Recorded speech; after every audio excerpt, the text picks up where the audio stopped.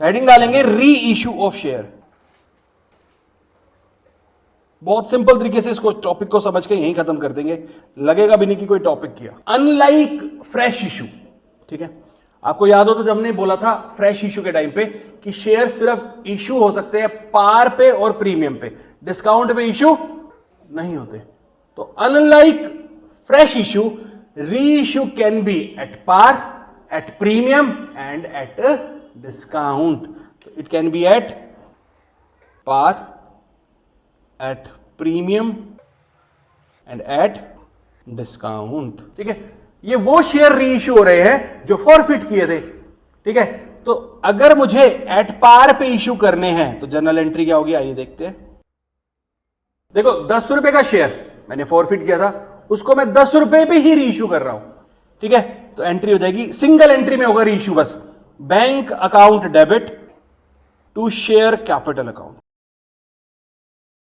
Single entry में हम री इश्यू करेंगे बस। एट प्रीमियम के लिए अगर करना है तो bank account debit to share capital account and to security premium account. अब सबसे इंपॉर्टेंट एस्पेक्ट आता है कि अगर डिस्काउंट पे इश्यू हो रहे हैं तो क्या जर्नल एंट्री होगी। यानी मैं आपको बता दूं 10 रुपए का शेयर 8 रुपए में इश्यू कर रहा हूं, ठीक है, तो बैंक में तो 8 ही आएगा, bank account debit to share capital, पर शेयर कैपिटल में तो पूरा का पूरा 10 जाएगा, तो 2 रुपीज डेबिट और कहां से करूंगा, तो जो पैसा मैंने शेयर फॉर फीचर में रखा हुआ था वो मैं यूज कर लूंगा। तो एंट्री हो जाती है bank account debit share forfeiture account debit to share capital, ठीक है। चलिए नोट लिखेंगे, कह रहा after the reissue of share the credit balance left in the share forfeiture account is capital gain. वो क्या है, हमारा कैपिटल गेन है, ठीक है। तो कंपनी उसे ट्रांसफर कर देती है कैपिटल रिजर्व में, and must be transferred to capital reserve account.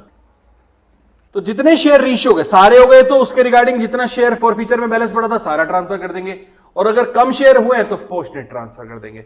मतलब उतने शेयर्स के रिस्पेक्ट में पैसा कैपिटल गेन के रूप में जाएगा कैपिटल रिजर्व अकाउंट में जितने री इश्यू हुए हैं basically.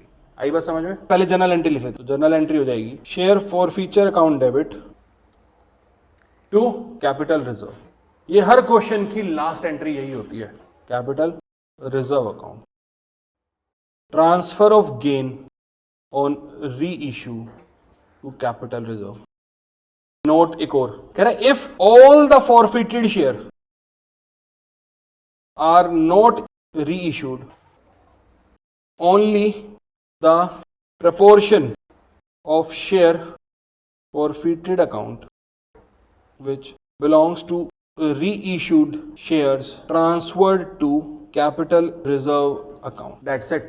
This is the completion of the topic. So इसने क्या बोला, reissue देखो पार पे भी हो सकता है, प्रीमियम पे भी हो सकता है, डिस्काउंट पे भी हो सकता है। पार पे होगा तो bank to share capital, premium पे होगा तो bank to share capital to security premium, and discount पे होगा तो जो पैसा हमारा शेयर फॉर फीचर में पड़ा था वो हम यूज करेंगे bank account debit share forfeiture account debit to share capital, ठीक है।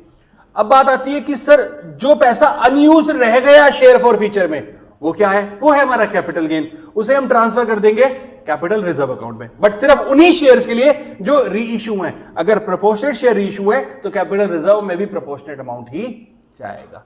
That's it. ये थे हमारे कंप्लीट शेयर कैपिटल के टॉपिक्स।